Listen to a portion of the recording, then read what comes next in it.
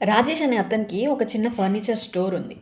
తనకి ఆ furniture store అంటే ఎంత ఇష్టమంటే, తన స్టోర్‌ని ఎప్పుడు నీట్‌గా, క్లీన్‌గా ప్రొడక్ట్స్ అన్నిటిని, ఫర్నిచర్ అన్నిటిని పాలిష్డ్‌గా ఉంచుకుంటాడు. ఎప్పుడు కళకళలాడుతూ ఉంటది ఫర్నిచర్ స్టోర్ అనేది.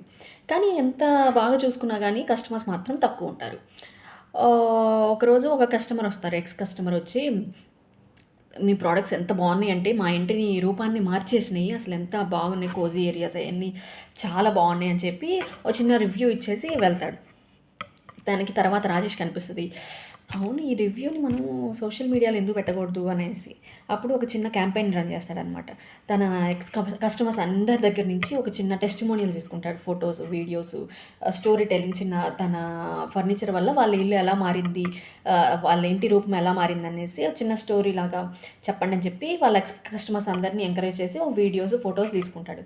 వాటితోటి చే ఒక చిన్న క్యాంపెయిన్ రన్ చేస్తాడనమాట ఫేస్‌బుక్‌లో. అవన్నీ యాడ్స్ అన్నీ ఎట్లా ఫేమస్ అయినాయంటే, దాని తర్వాత కస్టమర్స్ ఫ్లో ఎక్కువైపోయింది. వాళ్ళందరూ అడగకుండానే నెక్స్ట్ ఫర్నిచర్ తీసుకున్నోళ్ళందరూ అడగకుండానే రివ్యూస్ ఇవ్వటం స్టార్ట్ చేసేసారు. వాటన్నిటిని మళ్ళీ అగైన్ సోషల్ మీడియాలో అప్‌లోడ్ చేసుకోవటము. ఈ చిన్న థాట్ వల్ల తన వెబ్‌సైట్ రీవాంప్ అయిపోయిందనమాట. సక్సెస్ స్టోరీస్ తోటి బాగా హిట్ అయిపోయింది. తన చేసిన ఒక చిన్న పని ఏమైంది? ఆ రివ్యూస్‌ని తీసుకొని క్యాంపెయిన్ లాగా రన్ చేశాడు అంతే. అస్సలు లేని కస్టమర్స్ దగ్గర నుంచి తన స్టోర్ ఫుల్ ఆఫ్ కస్టమర్స్ అయిపోయింది.